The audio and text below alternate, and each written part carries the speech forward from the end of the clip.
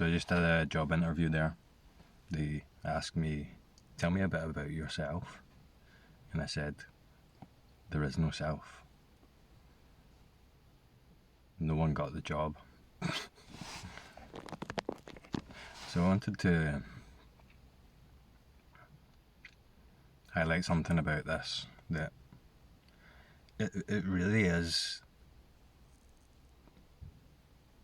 so simple. It really is about stopping, not going to get.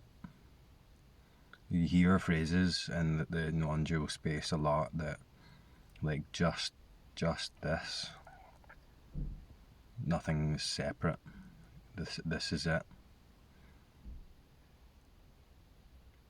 Enlightenment, true nature is inherent, but it just loses its meaning, and it so easily gets reconfigured into a movement towards something, a movement towards a greater understanding, or a more enlightened understanding, a better version of this that somehow lies in the future.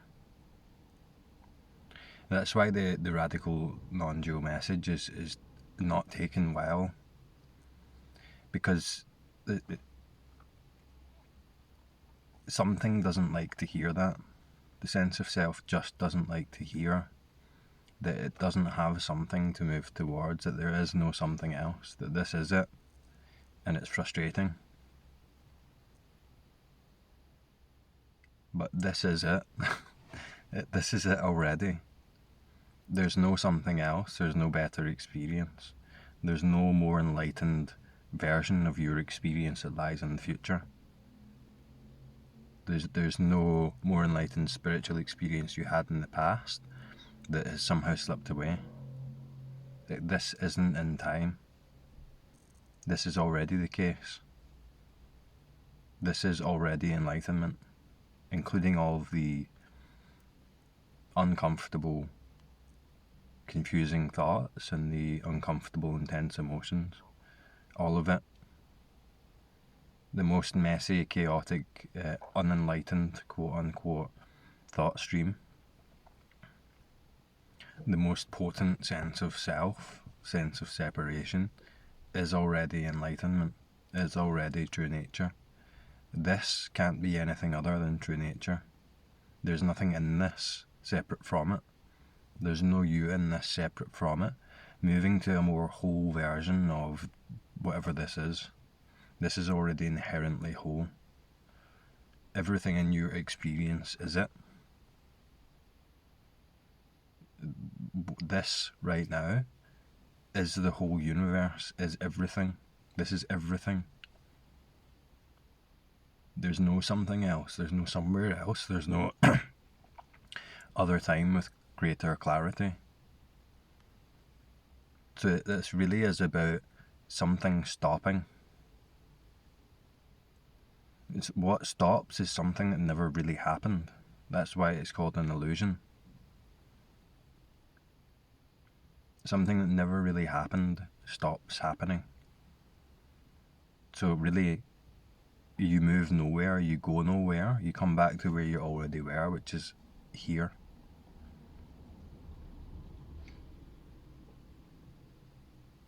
It's actually too simple, that's why it's elusive. Because the self, what the thought function that makes up the felt sense of self, is it moves, it's movement. It has to move, it has to separate out experience and move towards something else. It has to do that to maintain its sense of reality. But if you just stop right now, in that split second, let's say, in that instant, that is anatta, that is no self. It's no self anyway, even when that felt sense of self is in full swing and there is a strong subject-object function in mind. No self isn't a realization. It's just this as it is, which doesn't exclude anything. There are no parts. the longer it seems that we are in this kind of seeking thing, that the less potent the message is, the less potent the pointing is, because that function just overpowers the simplicity of the message. And the spiritual experiences, that thing, this movement that's following along, that's creating its own timeline, creating its own story, it just absorbs everything into it. It's such a powerful illusion. But even that is true nature. So there's nowhere to go, there's nothing to do. But that doesn't exclude going and doing. When that sense of self stops or falls away, or when that, whatever that is that seems to make itself into two and can't see one, can't see anything less complex than itself, can't see anything more simplistic than two, when that falls away, it also becomes clear that it was never there in the first place, so nothing falls away. When you come back to where you are, it's clear that you never went anywhere. So there was no spiritual journey, there was no path. It was always here, it was always this. It's actually that simple. So when you hear that, then there likely will be a movement in mind that seems to create separation, that seems to create two in this unified whole. And then from that apparent position, it can't see this, because it's just a function. It's not actually real.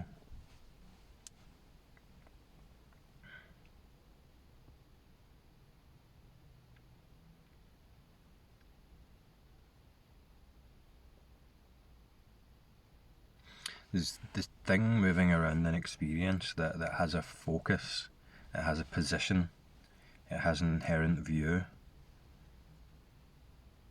that already assumes its own separateness, it assumes its own inherent existence as something in this. That stops.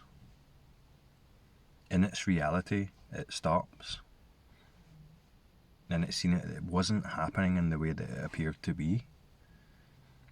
And then all of it, inexclusive of anything, including the illusion of self, the experience of self, all of this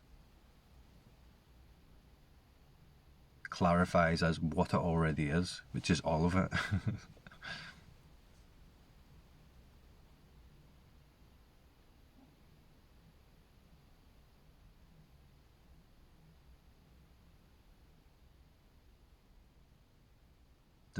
There's something that seems to be always here. There's something that we can't ever have the experience of not being here. And within and as that, it moves, and phenomenon transform and shapeshift in a transient way as the whole.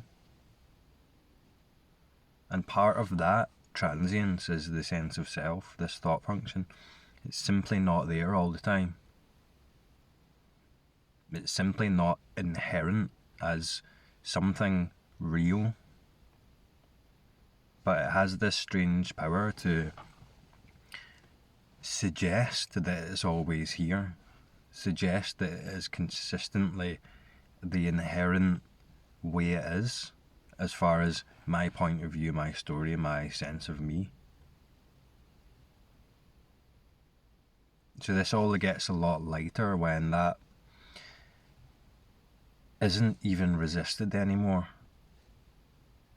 Because to resist something again, you're looped back into that inherent view. You're giving something a non-reality, or you're giving something reality by saying that it's a non-reality.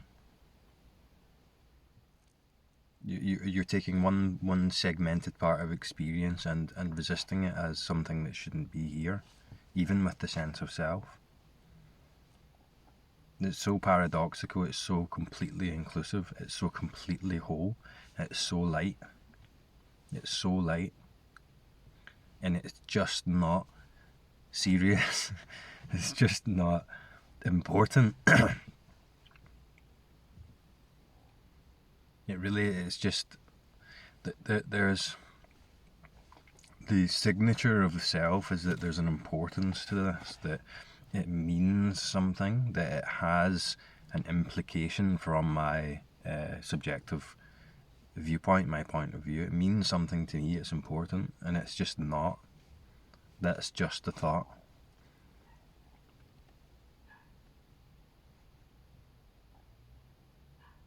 When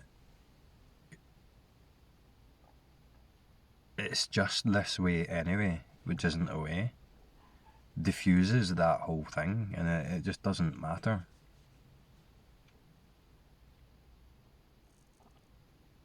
And it becomes more about experiencing. It becomes more about what's here, whatever that is, rather than trying to get at something else, or trying to move towards a better version of this, or a more enlightened, more whole, complete version of this, because something about this function says that this isn't complete, this isn't right, this is wrong. This isn't enlightenment. And if you listen to the non-dual teachers and speakers, you hear the same thing that I'm talking about now, but it will just get missed. It will just consistently get missed, because that seems to make itself too can't operate in a more simple version because it can't see something more simple than its own terms. It's like it actually can't do that. It's like it can't stop moving because it believes in the movement.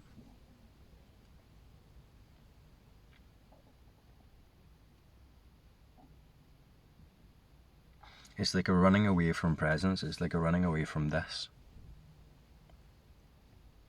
That kind of signature comes into clarity in a way, and then there is a stopping, but the stopping is seeing that nothing ever moved in the first place.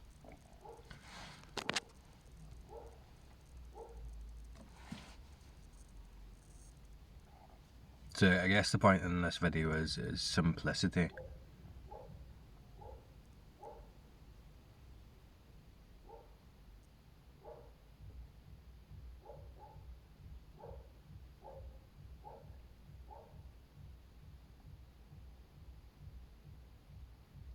And openness and okayness as what already is.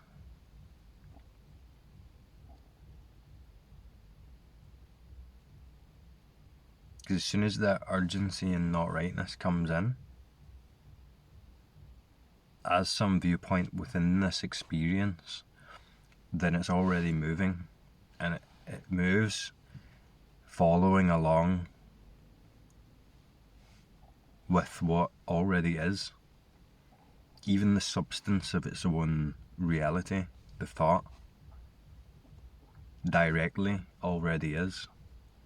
The content suggested within that isn't real.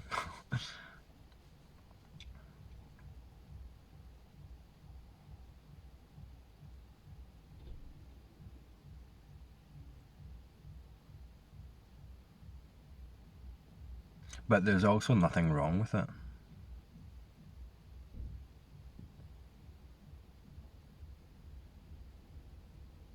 So again, it becomes lighter. The importance drops away.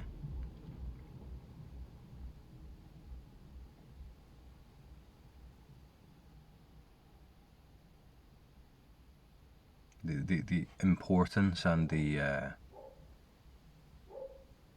gravity of this whole spiritual journey awakening process drops away.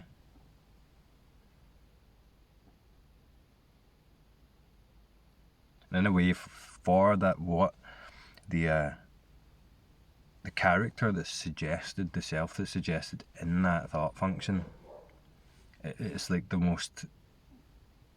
it's like the biggest disappointment to the extent that it won't see it. It's not interested, it's not interesting, it's not important. Because when this clarifies, that thing isn't there. It's just absent. It never existed. It was never real in the way that it felt it was. So then it's just thought. It's just thought, it's just the seen, it's just the heard, it's the sensed. At the same time, none of that all being not separate, that all being indivisible from the whole.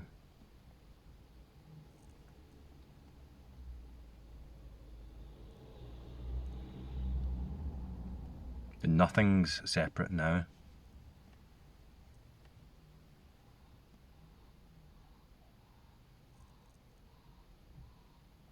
Even the augmentation that makes it look as though there are separate things out here, apart from me, isn't separate.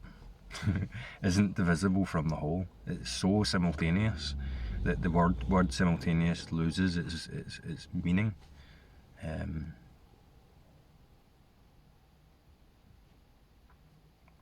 Anyway, I'm probably going to have to go now, but that'll do for now, and I'll talk to you next time.